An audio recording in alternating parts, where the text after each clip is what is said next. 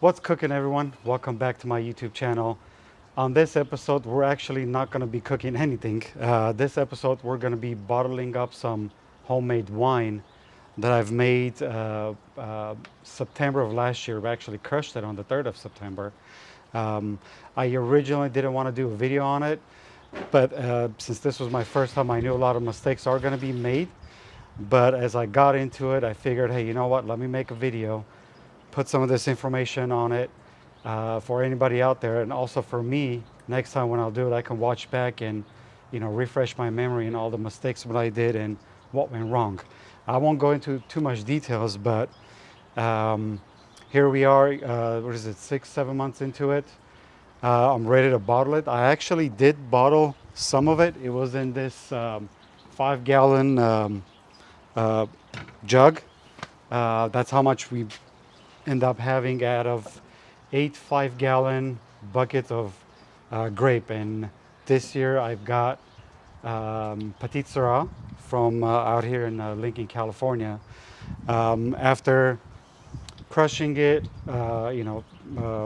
fermenting, filtering, I did spill some. I had a few accidents, honestly. I ended up having 1 5 gallon of the wine. I did bottle some of it, but there was this much left on the bottom, which was very hard to pour into the bottles using this wine. What do you call this? Pump. Wine pump. Thank you. um, so I dumped it in here carefully, although I did get some sediments inside one of them. I let it sit in here for, it's been about 3 4 days. I can see the sediments on the bottle, under the bottle or the jug. I don't know if it's, you can see it in the camera. Probably not. But there is some sediments down here. And I'm going to try to carefully fill the bottles that I have. Um, okay, let's get to it. All right, let's start bottling some wine. Um, I did taste this originally when I was pouring it into here. Or no, I'm sorry, when I was pouring in a few other bottles. And it was my first time trying it for in months, actually, in 6 months. It was pretty good. So I'll definitely give it a try again and give you some details on it. Okay, so let's get let's start pouring some wine into bottles. This is actually a lifesaver. It helps a lot. I've got 6 bottles. I don't know. I think I'm probably going to get 4 bottles out of it. Um, let's get that going. I did wash this out. Actually, I might have to pour some in here just to get some of the water out. Just a little. There we go. And put that in there.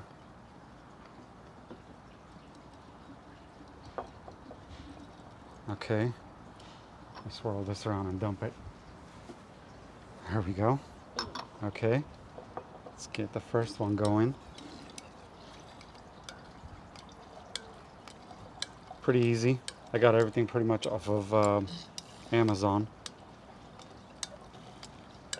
I got into wine when I was working for a catering company. We were doing a lot of winery caterings, actually.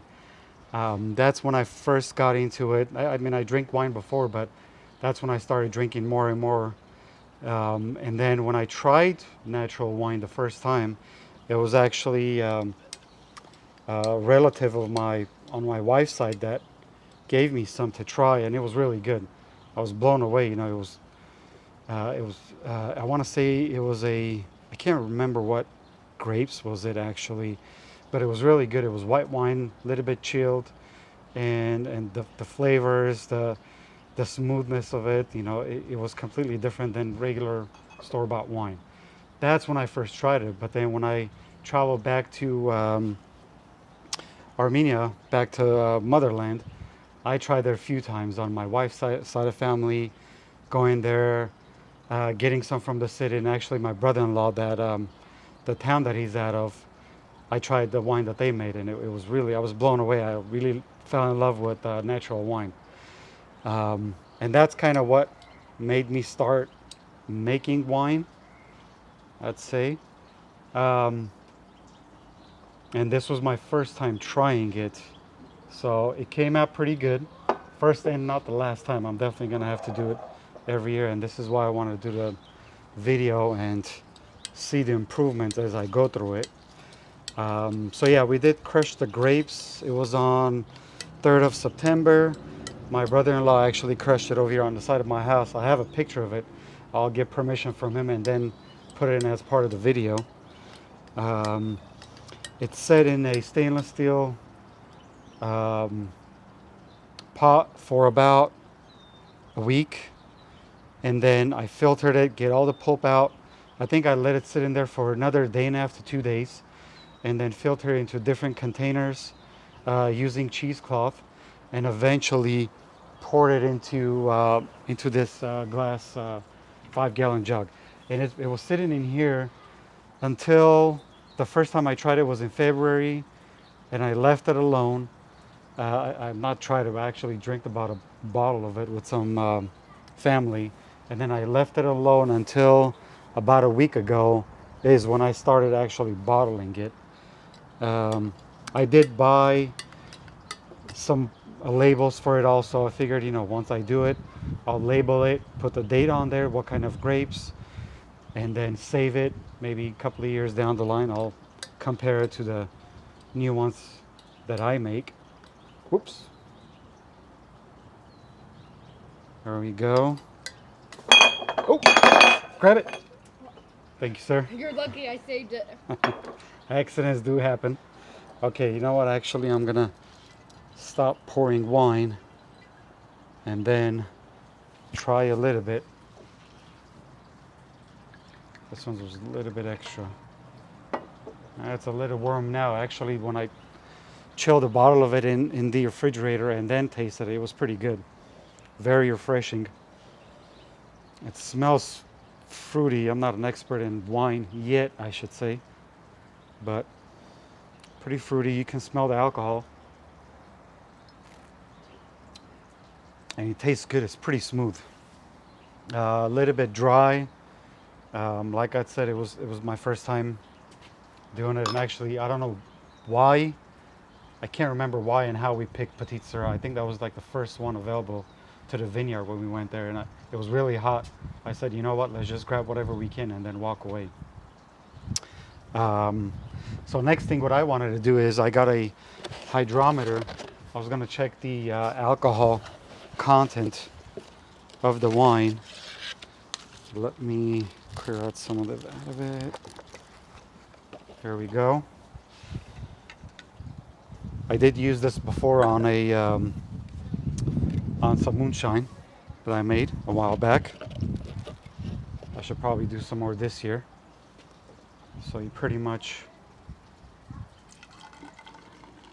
pour the alcohol in there, or the wine, whatever you're testing. Drop that in there, and I let it settle down. I probably, what is that at? I use this, but that's about 10% of alcohol in there. Oh, that's pretty good. Not bad.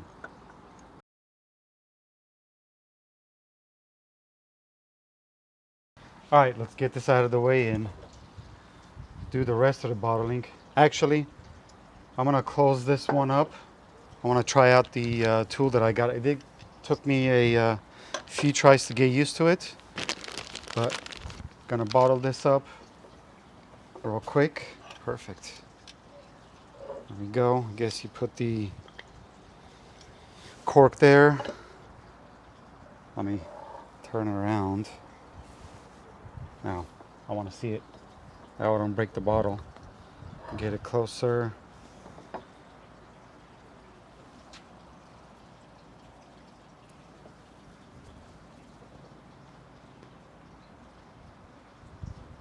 There we go.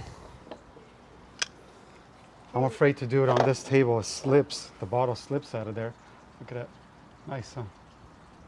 Look good? Probably made it go in there too much. No? I think that's pretty good. Yeah, I think that's pretty good. We'll see what these guys Okay, think. I'll start bottle the rest of it.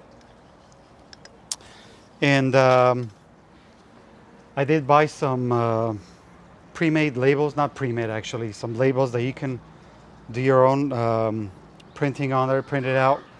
When I do that, I will actually post it on my social media feed. But that's pretty much it. Yeah, about 6, 7 months, first try. I like it.